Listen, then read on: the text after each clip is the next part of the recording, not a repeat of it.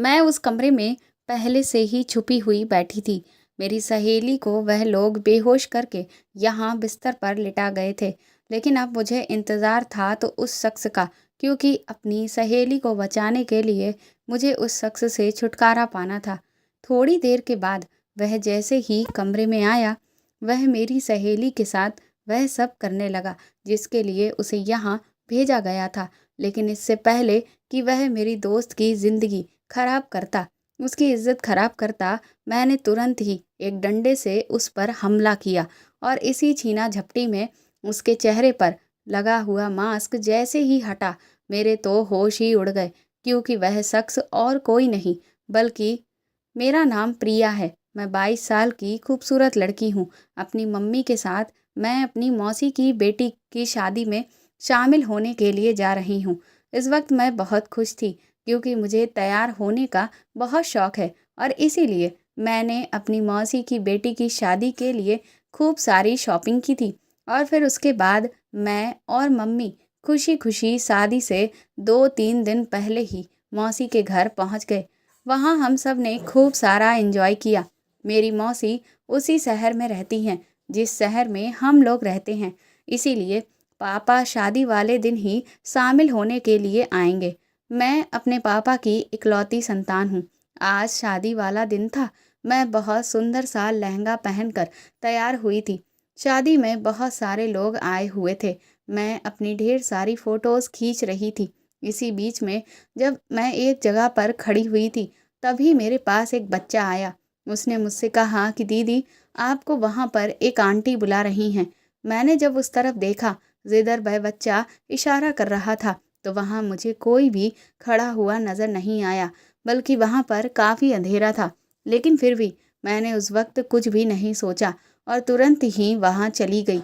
कुछ देर तो मैं पहले खड़े होकर यहाँ वहाँ देखती रही और आवाज़ लगाती रही, लेकिन तभी अचानक जैसे ही मैं वहाँ से चलने को हुई, किसी ने मेरा हाथ पकड़कर मुझे पर्दे के पीछे खींच लिया। इस सब से मैं बुरी तरह से डर गई। मैंने जैसे ही उस शख्स को देखा जिसने मेरा हाथ पकड़कर खींचा था, तो मेरी रूह कांप गई, क्योंकि मैं जब से इस शादी में आई थी, यहाँ पर एक लड़का मुझे बहुत ज़्यादा तंग कर रहा था। वह मुझे बिल्कुल भी ठीक नहीं लग रहा था, लेकिन शादी में कोई ड्रामा ना हो, बस इस वजह से मैं चुपचाप रही। मैंने सोचा कि शादी हो जाएगी, उसके बाद मैं यहाँ से चली जाऊँगी और मेरा इससे पीछा छूट जाएगा। लेकिन मुझे नहीं पता था कि वह आज मेरे साथ ऐसी हरकत करेगा। वह लड़का मेरे साथ बदतमीज़ी करने लगा। मैंने कई बार सबको आवाज़ लगाने की कोशिश की, लेकिन अंदर डीजे और ढोल वगैरह बजने की वजह से किसी को भी मेरी आवाज़ ठीक से सुनाई ही नहीं दे रही थी। और वह इस बात का फ़ायदा उठाकर मेरे साथ वह करने की कोशिश करने लगा जो मुझे अब तक उसकी आंखों में नज़र आ रहा था।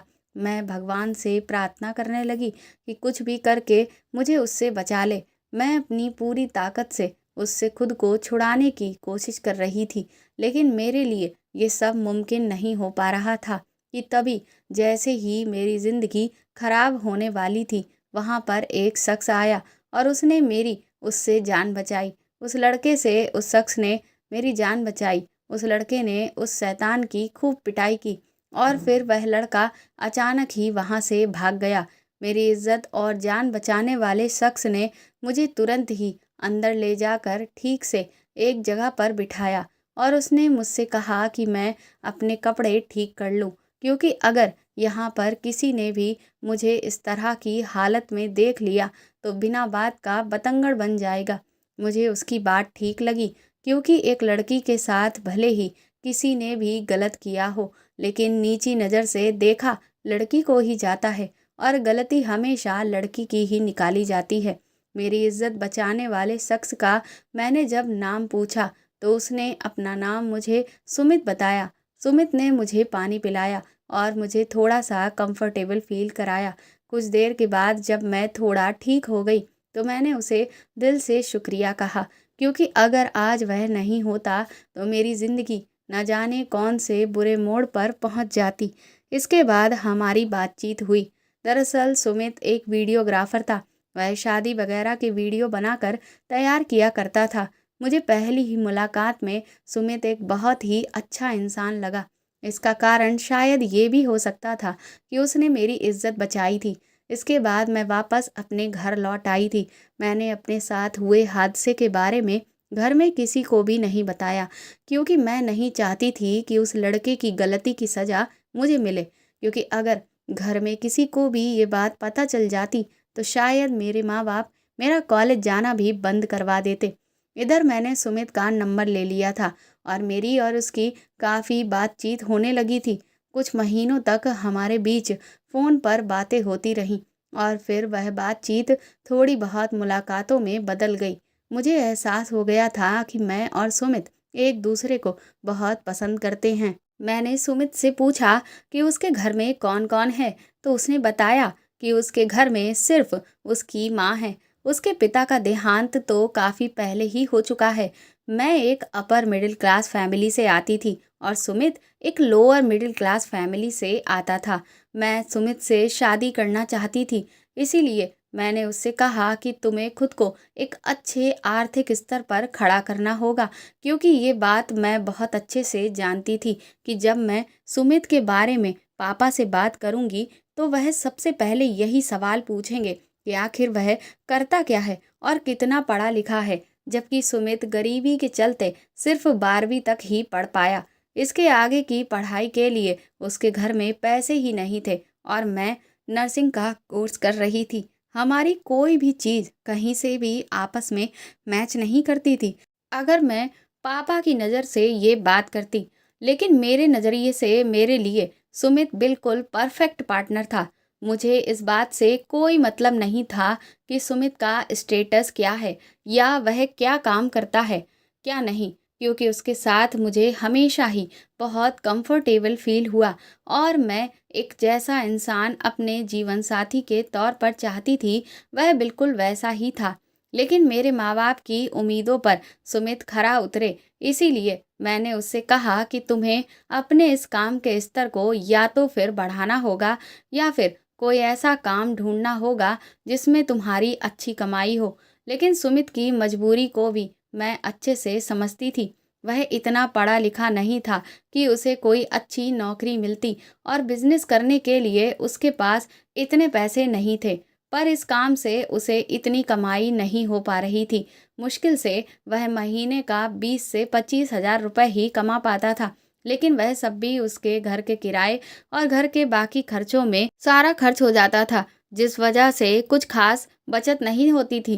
धीरे धीरे जैसे जैसे समय बढ़ता गया और पापा ने मेरे लिए जब रिश्ते देखना शुरू कर दिए, तो मैंने फिर एक दिन हिम्मत करके सुमित के बारे में पापा को सब कुछ बता दिया, जिसे सुनकर पापा पहले तो बहुत नाराज़ हुए। लेकिन जब मैंने उनसे कहा कि मैं सुमित के अलावा और किसी के भी साथ कभी खुश नहीं रह सकती हूँ, मैं उससे बहुत प्यार करती हूँ और उसी से शादी करूँगी, तो मेरी ज़िद के आगे पापा थोड़ा सा झुक गए। उन्होंने कहा कि ठीक है, लेकिन मैं तभी मानूंगा जब मैं सुमित से बात कर लूँगा। ये सुनकर मैं बहुत खुश हो गई। अगले दिन ही सुमित को मैंने पापा से मिलने के लिए घर बुला लिया। इसके बाद उन दोनों लोगों के बीच में काफ़ी देर तक बात होती रही। जब तक वह लोग अंदर कमरे में बात करते रहे, बाहर मैं बहुत ज़्यादा टेंशन में थी कि ना जाने पापा सुमित से क्या कह रहे होंगे। जब सुमित कमरे से बाहर निकला तो उसके चेहरे के हाव भाव से मैं समझने की कोशिश कर रही थी कि ना जाने मेरे पापा ने सुमित से क्या कहा होगा। थोड़ी देर के बाद पापा ने कहा कि अगले हफ्ते ही हम लोग तुम्हारी और सुमित की घर में ही कुछ लोगों के बीच में सगाई करवा देंगे, लेकिन शादी 1 साल के बाद ही होगी, जब तुम्हारा नर्सिंग का कोर्स कंप्लीट हो जाएगा। पापा के मुंह से ये बात सुनकर मेरी तो खुशी का ठिकाना ही नहीं रहा था। मुझे अभी भी यकीन नहीं हो रहा था कि पापा मेरी शादी के लिए इतनी आसानी से मान गए, लेकिन शायद वह समझ गए थे कि मेरी खुशी सिर्फ सुमित के साथ है। अगले हफ्ते ही मेरी और सुमित की सगाई हो गई। सुमित की तरफ से तो सिर्फ उनकी माँ ही आई हुई थी और मेरी तरफ से सिर्फ मेरे 2-4 रिश्तेदार ही थे। इसके बाद मैं भी अपनी पढ़ाई में जुट गई और इधर सुमित भी अपने काम पर ज़्यादा से ज़्यादा ध्यान देने लगा, क्योंकि हम दोनों ही अपने स्तर पर ज़िंदगी को बेहतर करना चाहते थे। मैं भी यही चाहती थी कि मेरी डिग्री पूरी होते ही मुझे जल्द से जल्द नौकरी मिल जाए, ताकि मैं सुमित को फाइनेंशियली सपोर्ट कर सकूं। सब कुछ ठीक चल रहा था। फिर लेकिन कुछ चीज़ें बहुत ही अजीब होने लगी। अक्सर मैं सुमित को जब भी फ़ोन करती तो वह मेरा फ़ोन काट देता। हमारे बीच हफ्तों ना तो कोई बात होती, ना कोई मुलाकात होती। इस बात की जब भी मैंने सुमित से शिकायत की तो वह कहने लगता कि मैं अपने काम में बिज़ी हूँ। काम तो वह पहले भी करता था, लेकिन उसने ऐसा पहले मेरे साथ कभी नहीं किया था। धीरे धीरे मुझे अब ऐसा लगने लगा कि कहीं ऐसा तो नहीं कि सुमित का मुझसे मन ऊब चुका हो और वह कहीं किसी और को पसंद तो नहीं करने लगा। ये सब सोचते हुए मेरे मन में बुरे बुरे ख्याल आने लगे कि अगर सुमित ने मुझे धोखा दिया तो मैं तो जिंदा ही नहीं रह पाऊंगी, और फिर मैं अपने मम्मी पापा को क्या जवाब दूंगी। एक तो वैसे ही वह बहुत ही मुश्किल से माने थे, और अगर मेरी पसंद ने मुझे धोखा दिया तब तो मैं उनके सामने नज़रें उठाने के काबिल ही नहीं बचूंगी। यही सब सोचते हुए मैंने एक दिन फैसला किया कि मैं खुद ही सुमित के घर उससे मिलने के लिए जाऊंगी। अगले ही दिन मैं जैसे ही सुमित के मोहल्ले में पहुंची, मैंने उसे बाइक से कहीं जाते हुए देखा, जिससे मैंने अपने टैक्सी वाले भैया से उसका पीछा करने को कहा। कुछ दूर जाने के बाद वह एक पार्क में गया। ऐसा लग रहा था कि वह जैसे किसी का इंतज़ार कर रहा है। पहले तो मैंने सोचा कि मैं उससे जाकर मिल लूं, लेकिन फिर ना जाने क्यों मेरे दिमाग ने कहा कि मुझे खड़े होकर इंतज़ार करना चाहिए और देखना चाहिए कि आखिर सुमित यहाँ पर किससे मिलने आया है। क्योंकि इतने दिनों से जब मैं उससे मिलने के लिए बुला रही थी तो उसके पास बिल्कुल भी वक्त नहीं था, लेकिन अब वह अपना समय किसको दे रहा है। कुछ देर इंतज़ार करने के बाद वहाँ पर एक लड़की उससे मिलने के लिए आई। उस लड़की को देखकर मेरे तो होश ही उड़ चुके थे। दरअसल वह लड़की मेरी ही सहेली थी, जो मेरे साथ नर्सिंग की पढ़ाई कर रही थी। सुमित ने मेरी सहेली नीलम को देखते ही उसे गले से लगा लिया। कुछ देर तक वह दोनों आपस में कुछ बातें करते रहे। उसके बाद उन्होंने वहीं पर बैठकर आइसक्रीम खाई, और फिर सुमित ने एक पैकेट उसके हाथ में पकड़ा दिया, जिसे लेकर वह वहां से खुशी खुशी चली गई। मेरी तो आंखों से आंसू रुकने का नाम ही नहीं ले रहे थे। घर आकर मैं फूट फूट कर रोई। मैं इस वक्त जिस गम से गुजर रही थी उसके बारे में मैं किसी को भी नहीं बता सकती थी। मुझे अभी भी यकीन नहीं हो रहा था कि सुमित ने मुझे धोखा दिया, लेकिन आज जो सच्चाई मैंने अपनी आंखों से देखी थी उसे मैं नज़रअंदाज नहीं कर सकती थी। पहले तो मुझे नीलम पर भी बहुत गुस्सा आ रहा था, क्योंकि उसकी वजह से मेरा जीवन बर्बाद हो चुका था। मैं जिससे शादी करने वाली थी वह एक धोखेबाज था। तकरीबन एक हफ्ते तक मैं लगातार रोती रही और अपने कमरे में बंद पड़ी रही। मेरे मम्मी पापा भी मेरी इस हालत से बहुत परेशान थे कि ना जाने ऐसा क्या हो गया है कि मैं ना तो ठीक से कुछ खा पी रही हूँ और ना ही कॉलेज जा रही हूँ। पर मैंने उनसे झूठा बहाना बना दिया कि मेरी कुछ तबीयत ठीक नहीं है। एक हफ्ते तक इस गम से गुजरने के बाद जब मैंने इत्मीनान से सोचा तो खुद से आईने में देखकर यही कहा कि मैं आखिर सुमित के साथ साथ नीलम से नफरत क्यों कर रही हूँ। क्योंकि असलियत तो ये है कि नीलम को तो सुमित के बारे में अब तक कुछ भी नहीं पता। मेरी सगाई इतने छोटे स्तर पर हुई थी कि मैंने इसके बारे में अपनी किसी भी सहेली को नहीं बताया था, वरना वह लोग मुझसे इस बात की शिकायत करती कि मैंने उन लोगों को अपनी सगाई में क्यों नहीं बुलाया।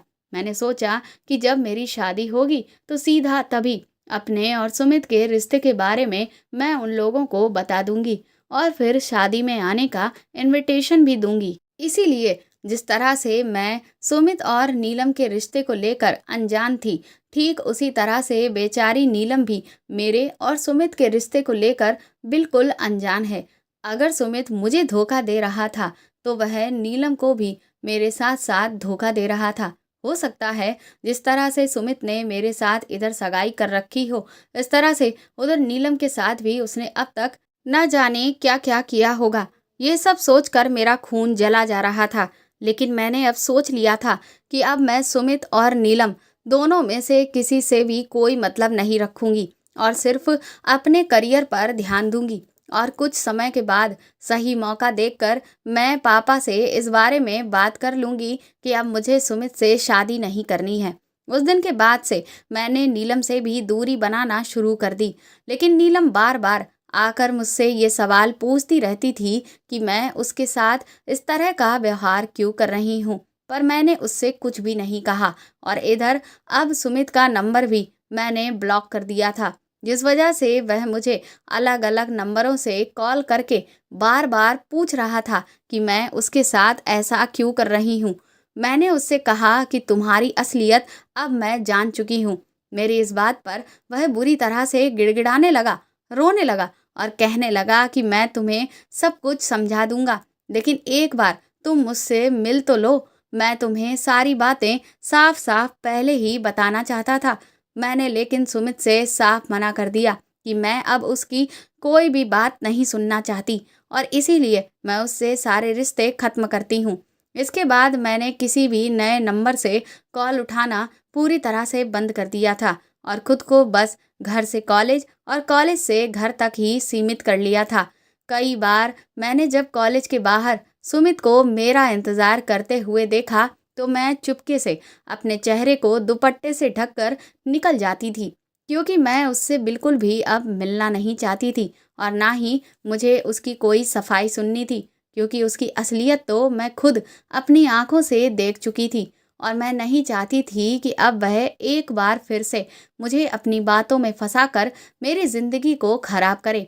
मैं अपने माँ बाप को अब और भी ज़्यादा कष्ट नहीं दे सकती थी। ये सब तो अभी चल ही रहा था, लेकिन फिर मेरी ज़िंदगी में एक बहुत बड़ा तूफान आया। एक दिन जब मैं अपने कॉलेज से घर जा रही थी, उस दिन मेरे प्रैक्टिकल हुए थे और जिस वजह से मैं थोड़ा लेट हो गई। कॉलेज के बहुत सारे बच्चे तब तक जा चुके थे। जब मैं कॉलेज से बाहर निकली तो मुझे कहीं भी टैक्सी नहीं मिली, जिस वजह से मैंने अपना रास्ता पैदल ही तय किया।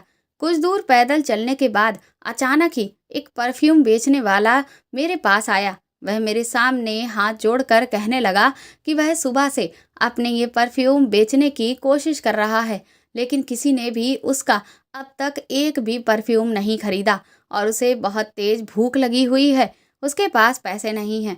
उस बेचारे की मजबूरी देखकर मुझे उस पर तरस आ गया और मैं उसका परफ्यूम खरीदने के लिए तैयार हो गई। उसने मुझसे कहा, दीदी, इनमें से आप कोई सा भी परफ्यूम सूंघ कर देख लीजिए और जो भी आपको पसंद आए वह आप ले लीजिएगा।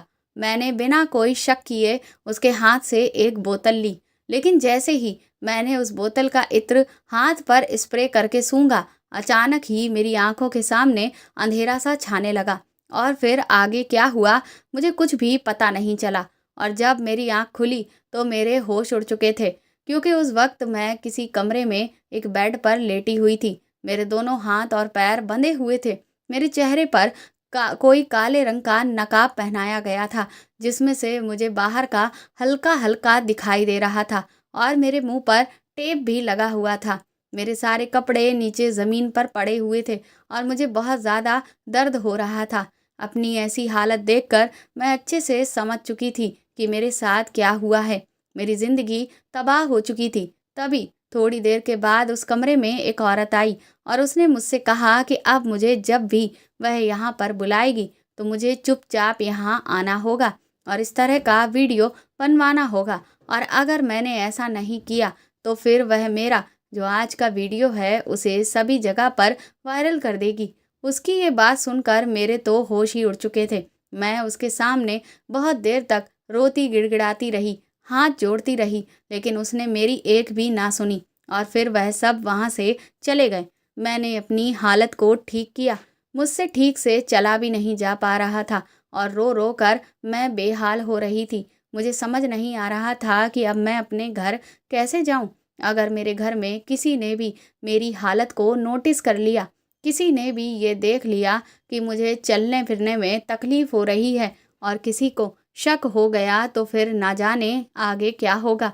यही सब सोचते हुए डर डर कर मैं अपने घर की तरफ निकली। अभी मैं रास्ते में ही थी कि तभी मेरे पास मम्मी का फ़ोन आया। उन्होंने कहा कि वह और पापा मौसी के घर पर जा रहे हैं और रात तक वह लोग वापस लौट आएंगे। इस बात से मुझे थोड़ी तसल्ली मिली कि अब कम से कम घर पहुंचकर वह लोग मेरी ऐसी हालत तो नहीं देखेंगे। घर पहुंचने के बाद मुझे ऐसा लग रहा था कि जैसे मुझे खुद से नफरत हो रही थी। मुझे अपने आप से ही घिन जैसी आ रही थी। मैं बहुत देर तक भगवान के आगे बैठकर रोती रही कि आखिर उन्होंने मेरे साथ ऐसा क्यों किया। पहले तो उन्होंने मुझे एक ऐसा शख्स दिया जिसने मुझे प्यार में धोखा दिया, और इसके बाद मेरे पास जो मेरी इज्जत बची थी उसे भी उन्होंने मुझसे छीन लिया। अब तो आगे का सोच सोच कर मुझे बहुत डर लग रहा था, क्योंकि उस औरत ने तो मुझे साफ धमकी दी थी कि अगर उसके बुलाने पर मैं उस जगह पर नहीं पहुंची तो वह मेरी वह वीडियो सबको भेज देगी। फिर तो मेरे साथ साथ मेरे माँ बाप भी कहीं भी मुंह दिखाने के काबिल नहीं रहेंगे, और फिर कहीं ऐसा ना हो कि मेरे माँ बाप बेइज्जती की वजह से अपनी जान ना ले लें। ये सब सोचते हुए मैं बुरी तरह से घबरा गई। मैंने फैसला कर लिया कि मैं उस औरत की हर बात मानूंगी। वह मुझे जब भी बुलाएगी मैं चुपचाप वहां पर पहुंच जाया करूंगी। ऐसे वक्त में मुझे सुमित की भी याद आ रही थी। अगर वह धोखेबाज नहीं होता तो मैं इस सब में उसकी मदद मांग सकती थी, लेकिन अब मेरी मदद करने वाला मेरे पास कोई भी नहीं था। इधर मैं 2 हफ्ते तक इस दहशत की वजह से कॉलेज नहीं गई कि अब अगर मैं वहाँ गई तो ना जाने मेरे साथ क्या होगा। लेकिन मम्मी पापा बार बार मुझसे सवाल जवाब कर रहे थे, और फिर मेरे कॉलेज से भी फ़ोन आने लगा, जिस वजह से मुझे मजबूरन कॉलेज जाना पड़ा। उस दिन जब मैं कॉलेज से वापस लौट रही थी तभी मुझे वह लड़का दिखाई दिया जिसने उस दिन मुझे वह परफ्यूम बेचा था, और उसे सूंघते ही मैं बेहोश हो गई और फिर मेरी ज़िंदगी पूरी तरह से तबाह हो गई। मैंने उस लड़के को नीलम के पास खड़े हुए देखा, जिसे देखकर मैं तुरंत ही समझ गई कि अब इन लोगों का अगला शिकार नीलम है। मेरे मन में तुरंत ही ख्याल आया कि भले ही अब मैंने नीलम से दूरी बना ली हो और मेरे दिल में उसके लिए इस बात की नफरत हो कि सुमित मुझे नहीं बल्कि उससे प्यार करता है, लेकिन फिर भी वह थी तो मेरी दोस्त ही, और इस सब में भी उसकी कोई गलती नहीं थी। और फिर मैं एक लड़की की इज्जत खराब नहीं होने दे सकती थी। इसीलिए मैं तुरंत ही तेज कदमों से नीलम की तरफ आगे बढ़ी ताकि उसके साथ जो होने वाला है उसे रोक सकूं। लेकिन उससे पहले ही नीलम वह परफ्यूम सूंघ चुकी थी, और जैसे ही वह बेहोश होकर गिरी तुरंत ही वहां एक गाड़ी आई और वह लोग उसको उसमें लेकर चले गए। मैं बहुत देर तक नीलम का नाम लेकर चिल्लाती रही, लेकिन वह लोग वहां से जा चुके थे। अब मुझे कुछ भी समझ में नहीं आ रहा था कि मैं क्या करूं और क्या ना करूं। अगर मैं पुलिस के पास जाती तो हो सकता था कि उससे मेरी ही जिंदगी खराब होती, क्योंकि मेरा वीडियो तो अभी भी उन लोगों के पास है। मुझे कुछ भी समझ में नहीं आ रहा था। इसीलिए फिर मैंने फैसला किया कि मैं खुद ही जाकर नीलम को बचाने की कोशिश करूंगी। मुझे उस बिल्डिंग का रास्ता अच्छे से याद था, क्योंकि भले ही इधर से वह लोग मुझे बेहोशी की हालत में लेकर गए थे, पर उधर से मैं वहां से खुद ही निकल कर आई थी। मैंने तुरंत ही टैक्सी की और फिर वहां से उस बिल्डिंग में पहुंच गई। मैं बहुत ही दबे पांव चुपके से अंदर की तरफ जा रही थी। मैं जैसे ही अंदर पहुंची तो वहां पर उस औरत की एक कमरे के अंदर से आवाज आ रही थी। वह किसी आदमी से कह रही थी कि आज फिर उसे ये सारा काम निपटाना है, क्योंकि और कोई इस वक्त अवेलेबल नहीं है। मैं समझ गई कि वह लोग किस चीज़ की तैयारी कर रहे हैं। मैं तुरंत ही उसी कमरे की तरफ गई जहां पर मुझे भी रखा गया था। उस कमरे का दरवाज़ा खुला हुआ था।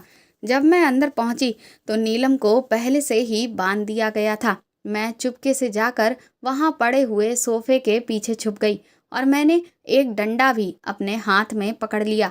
थोड़ी देर के बाद एक आदमी उस कमरे में आया और उसने भी अपने चेहरे पर एक काले रंग का मास्क पहन रखा था। उसने कमरे के दरवाजे को अंदर से बंद किया और कैमरे को ठीक से फिट कर दिया। इसके बाद वह जैसे ही अपने मंसूबों को पूरा करने वाला था, मैंने तुरंत ही उस डंडे को लेकर उसकी ओर लपकी और मैंने खींचकर उसके कंधे पर एक डंडा दिया, जिससे वह दूसरी तरफ जाकर गिरा। निशाना तो मैं उसके सर को बनाना चाहती थी, लेकिन हड़बड़ाहट में मेरा निशाना थोड़ा सा चूक गया, जिससे मैं डर गई। अब मुझे समझ नहीं आ रहा था कि वह आदमी न जाने मेरा क्या हाल करेगा। वह आदमी जैसे ही थोड़ा सा संभला, वह ना जाने क्यों मेरी तरफ घूर घूर कर देखे जा रहा था।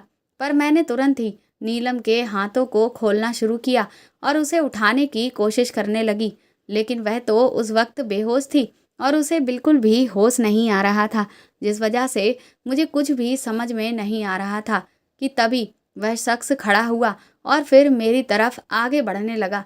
अब तो मेरी डर की वजह से हाथ पैर कांपने लगे। मैं हाथ जोड़कर उसके सामने भीख मांगने लगी कि वह मुझे और मेरी दोस्त को छोड़ दे, वह हम लोगों की ज़िंदगी खराब ना करे। मैंने एक बार फिर से नीलम को उठाने की कोशिश की और उसके चेहरे से वह नकाब भी निकाल कर फेंक दिया, और तभी कुछ ऐसा हुआ जिसकी कल्पना मैंने कभी भी नहीं की थी। उस आदमी ने भी अपने चेहरे से नकाब को हटाया तो मेरे पैरों तले की ज़मीन निकल गई, क्योंकि वह आदमी और कोई नहीं बल्कि सुमित ही था। अब तो मुझे काटो तो खून ही नहीं। मुझे समझ नहीं आ रहा था कि आखिर ये सब हो क्या रहा था। मैं कभी नीलम को देखती तो कभी सुमित को। फिर मुझे लगा कि शायद ये सब सुमित की ही चाल थी। मैंने सुमित से कहा कि इसका मतलब हमारी जिंदगियां खराब करने के पीछे और कोई नहीं बल्कि तुम ही थे, और इसीलिए पहले तुमने मुझे अपने प्यार के जाल में फंसाया और इसके बाद नीलम को अपने प्यार के जाल में फंसाया, ताकि तुम इस तरह से हम दोनों की ज़िंदगी खराब कर सको। अब तक तुम ना जाने कितनी ही लड़कियों का जीवन बर्बाद कर चुके होगे। मुझे तुमसे नफरत है कि मैंने तुम्हारे जैसे इंसान से कभी प्यार किया था। मैं बुरी तरह से रो रही थी। मैंने सुमित को मारना भी शुरू कर दिया, लेकिन सुमित तो ऐसा लग रहा था जैसे वो पत्थर का बन चुका था। उसने अचानक ही मेरे दोनों हाथों को पकड़ लिया। उसने मुझसे कहा कि तुम ये सब क्या कह रही हो। मैंने कहा कि तुम अब मेरे सामने भोले बनने की बिल्कुल भी कोशिश मत करो। आज से 2 हफ्ते पहले जिस तरह से आज नीलम को यहाँ पर लाया गया है, ठीक उसी तरह से मुझे भी यहाँ पर लाया गया था, और मेरे साथ एक आदमी ने गलत किया और उसने मेरा वीडियो बनाया और फिर मेरी पूरी ज़िंदगी खराब कर दी। और तुम भी इस औरत के साथ मिलकर ज़्यादा पैसे कमाने के चक्कर में ये सारे काम कर रहे हो, और इसीलिए तुमने मुझे और नीलम को फंसाया है। और अब तुम मेरे सामने ऐसे दिखा रहे हो जैसे कि तुम इस सब से तो अनजान हो। सुमित ने तुरंत ही मुझे पीछे किया और फिर वहीं पर रखी हुई एक अलमारी के पास जाकर उसे खोला, और उसने उसमें से एक चिप निकाली और फिर मुझे वह चिप दिखाते हुए कहा कि ये तुम हो। मैंने जब उस वीडियो को देखा तो अपने कपड़ों से मैंने खुद को पहचान लिया था, लेकिन मेरे चेहरे पर तो मास्क था। फिर सुमित ने मुझे बताया कि दरअसल उस दिन तुम्हारे साथ ये सब जिसने भी किया वो और कोई नहीं बल्कि मैं ही था। सुमित के मुंह से ये बात सुनकर तो अब मुझे सुमित से घिन आने लगी। मेरा रो रो कर बहुत ही बुरा हाल हो चुका था। सुमित ने कहा कि देखो प्रिया, इस वक्त ये जगह कोई भी बात ठीक से समझने या समझाने के लिए सुरक्षित नहीं है। मैं तुम्हें सब कुछ ठीक से बताना चाहता हूँ, लेकिन सबसे पहले हमें यहाँ से निकलना होगा।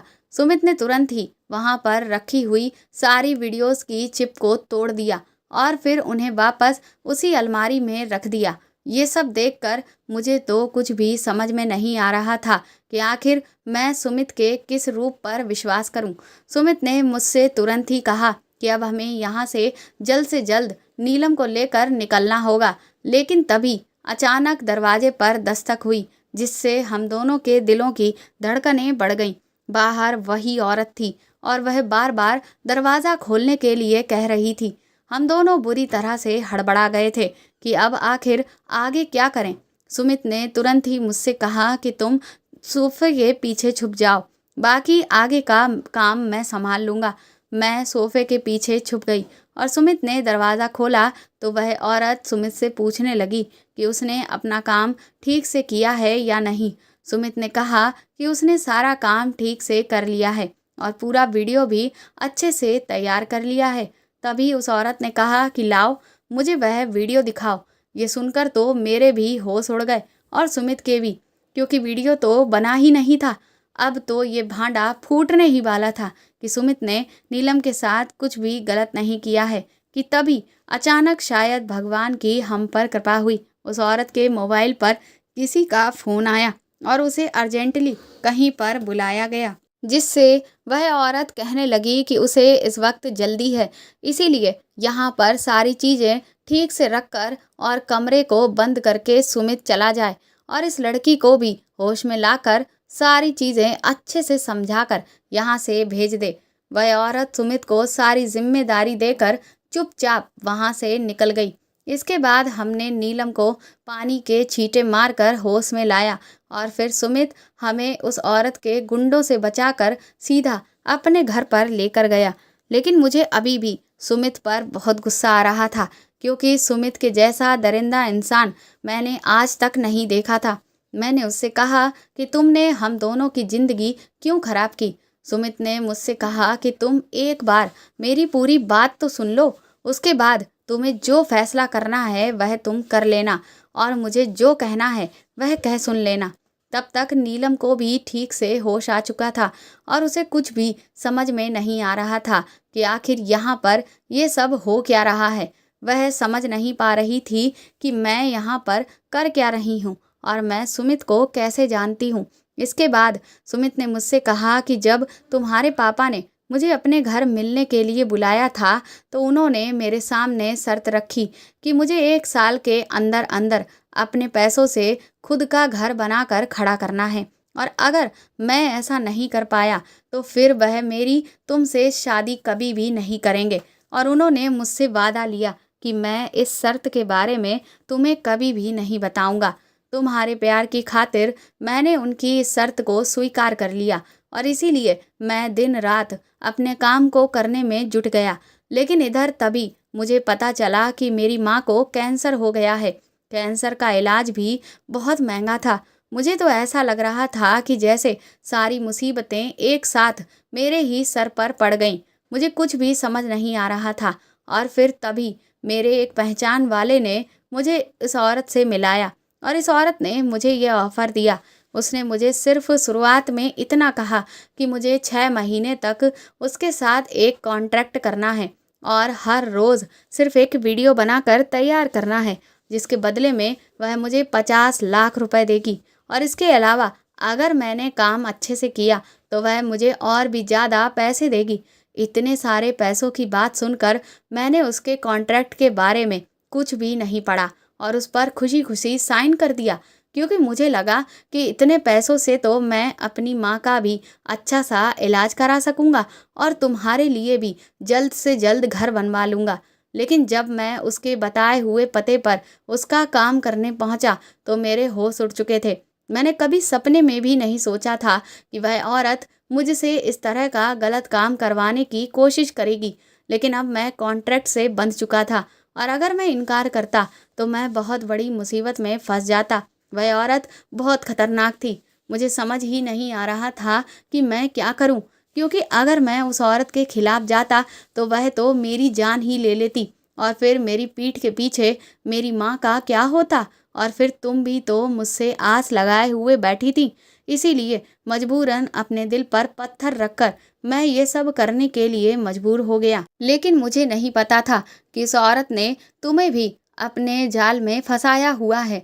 जिस दिन तुम्हें वह लोग लेकर आए थे उसी दिन कुछ ऐसा हुआ कि वहाँ पर उसका ये काम करने के लिए कोई भी नहीं था, तो उस औरत ने मुझे मजबूर किया कि मैं ये सब करूं और इसके बदले में उसने मुझे 1 लाख रुपए एक्स्ट्रा दिए।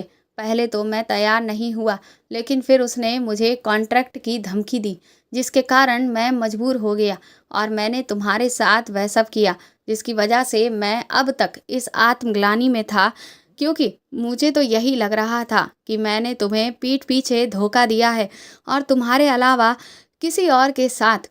इतना कहकर सुमित की आंखों से आंसू बहने लगे।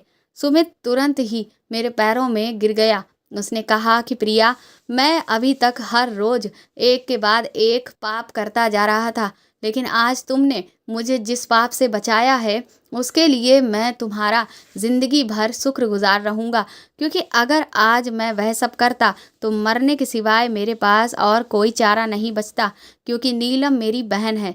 सुमित के मुंह से ये बात सुनकर मेरे तो पैरों तले जमीन ही निकल गई थी। मेरे चेहरे पर सवाल के भाव देखकर सुमित कहने लगा कि मैं जानता हूँ कि तुम्हें समझ में नहीं आ रहा होगा कि आखिर नीलम मेरी बहन कैसे है। जबकि मैंने तो तुमसे यही कहा था कि मेरे घर में सिर्फ मेरी माँ है। इसके बाद सुमित ने कहा कि दरअसल मेरे पापा ने मेरी माँ को शादी के कुछ सालों के बाद छोड़ दिया और फिर नीलम की माँ से शादी कर ली और वह उनके साथ ही रहने लगे। लेकिन फिर पापा को एक गंभीर बीमारी हो गई, जिसकी वजह से वह जल्दी ही इस दुनिया से चल बसे। लेकिन मरने से पहले उन्होंने मुझे अपने पास बुलाया और अपने किए की माफ़ी मांगी। उन्होंने माँ को भी बुलाया था, लेकिन माँ को पापा से इतनी नफरत हो चुकी थी कि उन्होंने उनका चेहरा कभी भी नहीं देखा। पापा की ऐसी हालत देखकर मेरा जो गुस्सा था उनके लिए वह थोड़ा कम हो गया था। उन्होंने मरते मरते मुझसे वादा लिया कि मैं अपनी छोटी बहन नीलम का हमेशा ख्याल रखूंगा, क्योंकि अब उनका ख्याल रखने वाला इस दुनिया में कोई भी नहीं है। और मैं हमेशा से अपने पिता से किए हुआ वादा निभाता रहा और माँ से छुपकर मैं नीलम से बाहर मिलता था, क्योंकि वह मेरी बहन थी और उसकी जिम्मेदारी उठाना मेरा फर्ज था। अब मुझे समझ आ रहा था कि उस दिन सुमित नीलम से वहाँ पार्क में क्यों मिला था और उसने नीलम को जो पैकेट दिया था उसमें पैसे थे। सुमित ने कहा कि मैं तो पढ़ लिख नहीं पाया, लेकिन मैं चाहता था कि मेरी बहन पढ़ लिख कर अपने पैरों पर खड़ी हो जाए, और इसीलिए मैं उसे हर महीने उसकी फीस और घर चलाने के पैसे चुपचाप दे दिया करता था। ये राज सिर्फ मेरे और नीलम के बीच में ही था। मैंने कभी भी तुम्हें इस बारे में इसलिए नहीं बताया क्योंकि मुझे डर था कि कहीं अगर तुम्हारे पिता को ये पता चल गया कि मेरे पिता ने 2 शादियां कर रखी थी, तो ना जाने वह इस बात को किस तरह से ले और इस बात का मुद्दा बनाकर कहीं वह तुम्हारी और मेरी शादी के लिए इनकार ना कर दें। बस सिर्फ इसी डर की वजह से मैंने इस बात को हमेशा ही छुपा कर रखा था, क्योंकि मैं तुमसे भी बहुत प्यार करता हूँ और तुम्हें किसी भी हाल में खोना नहीं चाहता था। जिन दिनों मैं तुमसे कम बात करता था, उन दिनों मैं इसी तरह की सारी मुसीबतों से जूझ रहा था, जिस वजह से मेरे पास वक्त ही नहीं था, क्योंकि मुझे इधर माँ का इलाज कराने के लिए अस्पताल भी जाना होता था और इसीलिए वक्त नहीं था कि मैं तुमसे मिल सकूं या बात कर सकूं, या बात करके फिर मुझ में तुम इतनी हिम्मत भी नहीं हो पा रही थी कि मैं इतना नीच काम करने के बाद तुमसे नज़रें मिला पाऊं। इसीलिए मैं तुमसे कटने की कोशिश करने लगा था और दिन रात यही सोचता रहता था कि कैसे करके मैं इस दलदल से अपने आप को बाहर निकाल लूं। मैंने सुमित को बता दिया कि किस तरह से मैंने उसे और नीलम को जब पार्क में देखा था तो मुझे गलतफहमी हो गई थी, और फिर इसीलिए मैंने उस दिन फ़ोन पर सुमित से कहा कि मुझे उसकी सारी काली करतूतों के बारे में पता चल चुका है। तब जाकर सुमित को ये समझ आया कि मैं तो उससे नीलम और उसके बारे में बात कर रही थी, जबकि उसको तो यही लग रहा था कि मुझे उसके इन सारे कामों के बारे में कहीं से पता चल गया है, और इसीलिए वह बुरी तरह से रोने गिड़गिड़ाने लगा था और कह रहा था कि वह अपनी मजबूरी मुझे मिलकर साफ साफ समझाना चाहता है। इतने दिनों से जो हमारी जिंदगियों पर काले बादल छाए हुए थे, वह सारे अब हमारे आंसुओं में धुल चुके थे। मैंने सुमित को तुरंत ही गले से लगा लिया और फिर हम दोनों फूट फूट कर बहुत देर तक रोते रहे। इसके बाद सुमित ने कहा कि लेकिन अब मैं इस बात को और आगे बढ़ने नहीं दे सकता और मैं उन लोगों को सजा दिलाकर ही रहूँगा जो मासूम लड़कियों की जिंदगियां खराब कर रहे हैं। हमने तुरंत ही जाकर पुलिस में इन सारी चीज़ों के बारे में सब कुछ बता दिया और फिर पुलिस ने वहां पर अगले ही दिन रेड डालकर उस औरत और उसके साथ शामिल जितने भी आदमी थे सबको रंगे हाथों पकड़ लिया।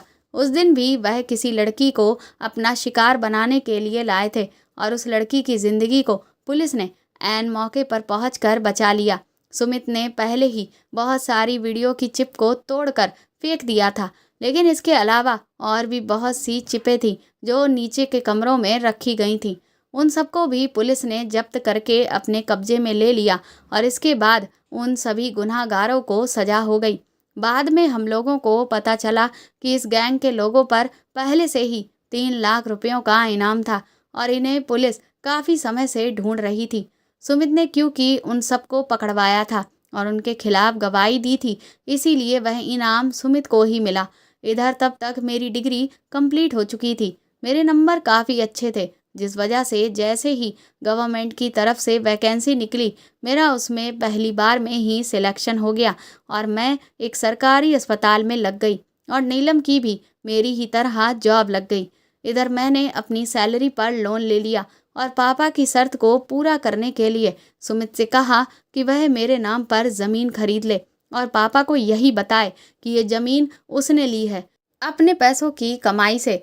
अपने प्यार को बचाने की खातिर हमने कुछ झूठ बोले और कुछ सच्चाइयों को छुपा कर रखा। सुमित ने ठीक वैसा ही किया जैसा कि मैंने उससे कहा। उसके बाद मेरी और सुमित की बहुत धूमधाम से शादी हो गई, लेकिन शादी के कुछ महीनों बाद ही सुमित की माँ का देहांत हो गया। नीलम सुमित की बहन है, ये सच्चाई आज भी किसी को नहीं पता है। आज मैं सुमित के साथ अपने छोटे से घर में सुकून की ज़िंदगी गुजार रही हूँ और हम नीलम के लिए भी एक अच्छा लड़का ढूंढ रहे हैं जो उसे ढेर सारी खुशियाँ दे सके। दोस्तों, आज इंसानियत धीरे धीरे दम तोड़ रही है। हर कोई अपने लालच में इस कदर अंधा हो चुका है कि किसी को भी किसी भी हद तक नुकसान पहुंचाने के लिए कुछ भी कर सकता है। खास तौर पर आज के समय में लड़कियां बिल्कुल भी सुरक्षित नहीं हैं और इसीलिए कई बार लड़कियों को इमोशनल तरीके से बहकाया जाता है और फिर उनकी ज़िंदगी को बर्बाद किया जाता है। हम सभी को हर वक्त सतर्क रहना चाहिए। अगर कभी कोई हमारे पास मदद मांगने आता भी है तो भी हमें इस बात का ध्यान रखना चाहिए कि उसकी मदद तो हो, लेकिन हमें उससे कोई भी नुकसान ना हो। इसीलिए कभी भी किसी की कोई दी हुई चीज़ को ना तो हमें खाना चाहिए, ना सूंघना चाहिए और ना ही छूना चाहिए। तो दोस्तों, आपको मेरे द्वारा लिखी हुई ये कहानी कैसी लगी कमेंट करके प्लीज़ ज़रूर बताएं और इस कहानी को ज़्यादा से ज़्यादा शेयर और लाइक करके मेरे चैनल को कृपया सपोर्ट करें। साथ ही अगर आप चाहें तो मुझे सुपर थैंक्स भी खरीद कर दे सकते हैं। सुपर थैंक्स का ऑप्शन आपको इस वीडियो के नीचे दिए हुए सभी ऑप्शंस में दिख जाएगा, जो कि हार्ट शेप में बने हुए डॉलर के साइन के तौर पर है। और अगर आप मेरे चैनल पर नए हैं तो सब्सक्राइब करके बेल आइकन को ज़रूर दबा दीजिएगा ताकि आगे भी मैं आपको ऐसी ही अच्छी कहानियाँ सुनाती रहूँ। Thank you.